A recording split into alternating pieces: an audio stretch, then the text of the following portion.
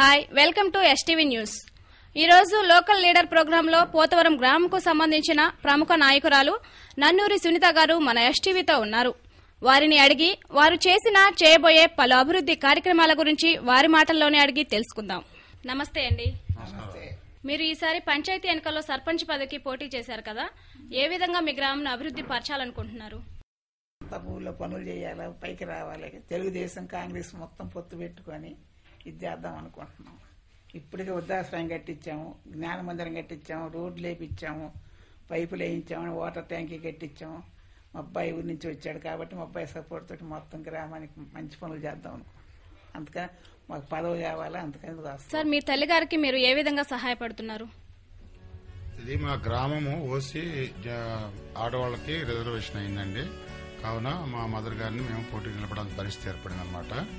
దీంట్లో మేము ఇక్కడ ఉమ్మడిగా తెలుగుదేశం కాంగ్రెస్ పార్టీ తరఫున ఉమ్మడి అభ్యర్థిగా మా అమ్మగారిని నిలబెట్టామన్నమాట. మేము ఇప్పటికే ఈ గ్రామంలో చాలా అభివృద్ది కార్యక్రమాలు చేసి ఉన్నాము. మాకు స్వచ్ఛంద సేవా సంస్థ ఉందన్నమాట. దానివల్ల మేము ఇక్కడ గ్రామంలో ధ్యాన మందిరం ఒకటి ఆల్రెడీ కట్టి ఉన్నాం అనమాట. ఇంకా ఇప్పుడు వృద్ధాశ్రమం కూడా కట్టడానికి కొంత ప్రయత్నం చేసి ల్యాండ్ అది ఎక్వైర్ చేసి కాంపౌండ్ అది కట్టి కొన్ని అభివృద్ది కార్యక్రమాలు చేస్తున్నాం అనమాట. ఇప్పటికి ఇంతవరకు మాకు ఏ విధమైన పదవులు లేనప్పటికీ మేము గ్రామంలో హరిజనవాడలో రోడ్లు వేసి తర్వాత మంచినీటి సౌకర్యం కానివ్వండి, పారిశుద్ధ్య సౌకర్యం కానీ చాలా వరకు కల్పించి ఉన్నాం అనమాట. కానీ ఇవన్నీ కార్యక్రమాలు చేయడానికి ఏంటంటే కొద్దిగా అధికారం కూడా ఉంటే ఇంకెక్కువ చేయగలుగుతామనే ఉద్దేశంతో రిజర్వేషన్ అయింది కాబట్టి, సరే ఇక మేము అవకాశం లేదు కాబట్టి మా మదర్ని మహిళల తరఫున మేము పోటీ చేపిస్తున్నాం అనమాట. ఈ గ్రామంలో ముఖ్య సమస్యల పట్ల మీ అవగాహన ఏంటి సార్? మా గ్రామంలో ముఖ్యంగా రోడ్ల వ్యవస్థ చాలా దారుణంగా ఉందండి.